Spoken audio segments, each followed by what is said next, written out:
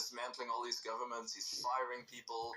I mean, you kind of have to do that, even with companies. It's the same thing, and it's good because it puts pressure on people in leadership as well, especially with things like that in government. Because as soon as there was a problem with leadership in which there has to be a type of how do I explain this? A type of understanding when it comes to power, right? So let's imagine that you have a bunch of people that themselves are more influential because they bribe everyone in the company than the very person that owns the company, right? That's going to be a problem and therefore destabilizes that company. Now, the only reason why things like these can exist is because people grow powerful and then exploit that power as much as they want.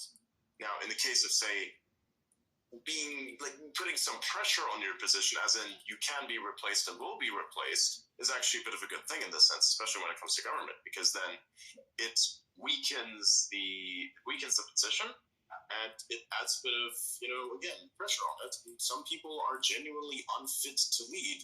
And so when they actually accrue enough power to the point where they are by execution a leader, then shit just goes ham. Like, I've seen this many times, especially in companies. It's fucking annoying. People want power and they want leadership, but they don't actually understand how it all works, and they're not responsible with it, and so they just basically turn into narcissistic pieces of shit. And I have had to deal with this myself personally on various many levels. I have a lot of experience in this, and it's a problem.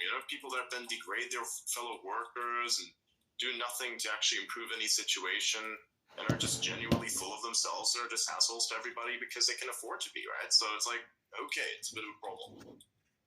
That same thing happens with government. That's why you need to get rid of some people in government by just firing some of them if they genuinely do not contribute any value to what is effectively a gigantic corporation, which is in fact what governments are supposed to be. They can't really turn a profit because it's a bit of a problem for them, but realistically speaking, they kind of should. Yeah, they should. They have to stimulate economy. If they don't function like a company, then of course they cannot function as a country because it's basically a cooperative entity, which is your fucking company at this point. You're just a massive fucking company with a monopoly on violence. So that's the way it is. I like how things are run in the UAE because it's essentially a corporation that's being run by a ruling family, more or less. But they're profit-driven, right? If you're not creating profit for the company, you are not fit to be in the government. So everything here is geared towards progress and building up the country, whether it's Abu Dhabi or Dubai or anywhere else, any other city. Their goal